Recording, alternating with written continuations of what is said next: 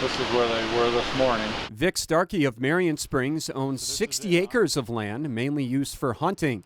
But lately, some unwelcome guests are visiting. Feral swine or wild pigs. We've seen them back here different times. I shot at one last muzzleloader season and just blew some hair off it. Starkey estimates 24 wild pigs have invaded the Marion Springs area in southwest Saginaw County. He says they dig holes in his hunting property, root under trees, and knock down corn on neighboring farms.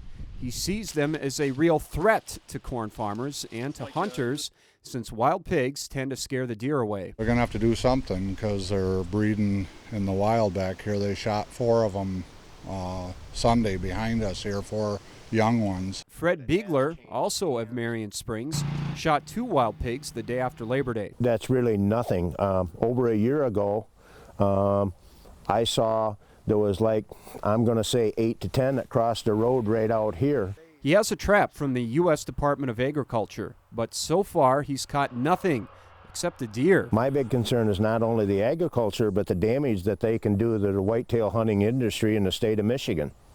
That adds millions of dollars to our economy. Ed Golder of the Michigan DNR says wild pigs are tough to catch because they are elusive and nocturnal. They were originally brought into the state for the purpose of hunting at wild game ranches, but many of them have escaped and are now breeding in the wild. The DNR says wild pigs breed twice per year, having 4 to 6 piglets per litter. They say they are trying to get a handle on the problem before it gets out of control. Look at states like Texas and Florida and Mississippi suffer serious damage every year because of these animals and have to spend a lot of money just in mitigation in order to deal with these animals. The DNR says wild pigs have been found in 75 of Michigan's 83 counties, including the Upper Peninsula. These are hardy animals. I mean, they're Russian boar, so they were bred to survive the tough winters. Golder says they carry diseases like pseudorabies, tuberculosis,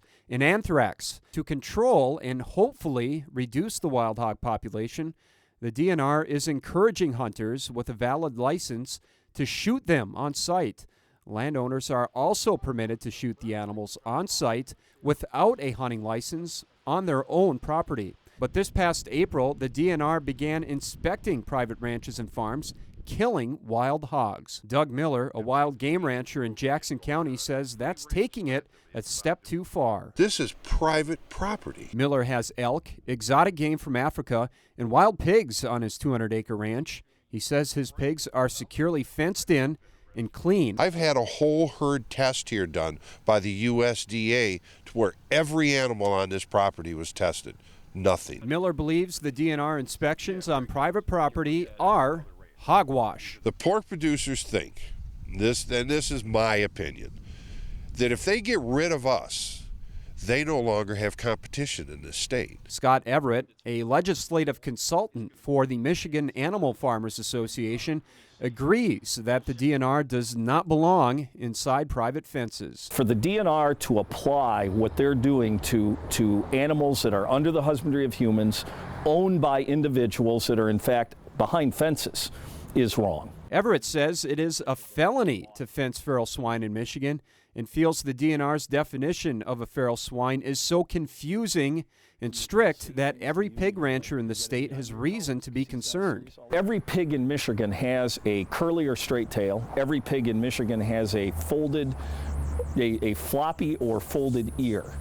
And the DNR declaratory ruling says that the DNR may consider an invasive species based on one characteristic. 5 lawsuits were recently filed in Michigan against the DNR, calling its ruling on feral swine as an invasive species unconstitutional. All of these cases wound up in a Marquette County court in October, and just this week a judge ruled in favor of the state. I agree that people have a right to do with their land what they want to do, but when doing with what that land does affects your neighbors and everything else, then it does become the community's business. Everett says the issue will go back to court, but for now, wild pigs are an invasive species, and the DNR has license to kill them on public or private land. Ty Shesky, NBC 25 News. It's like a tornado came through. Yeah.